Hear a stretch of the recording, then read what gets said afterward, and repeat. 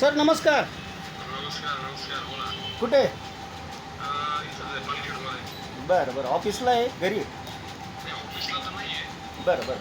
थोड्या वेळात पोहोचेल का हो? काही नाही, एक काम होतं. माझी अपेक्षा आहे बा तुमच्याकडून होऊन जाईल ते.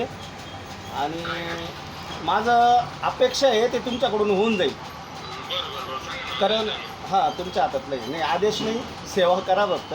एक समीर मजीद शेख म्हणून दिव्यांग आहे 50%.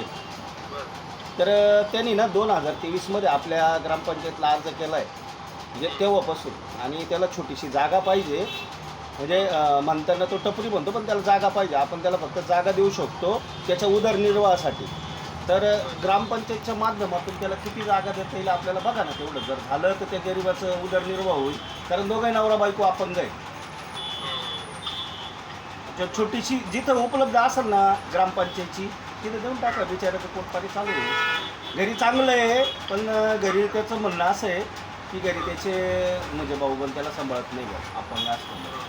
आणि आता लग्न झालं, एक मुलगी आहे, त्याचं असं म्हणणं आहे. तर मग द्या बा तुमच्याकडून थोडीशी जागा घेतली तर चालेल. गोळ्या बिस्किट वगैरे काहीतरी विकल मी. तर मग तेवढं मीटिंगवर अर्ज घेऊन जर केलं.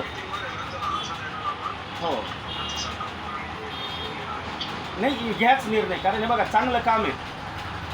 50% अपंग आहे, म्हणजे आता त्याला बोलता सुद्धा येत नाही.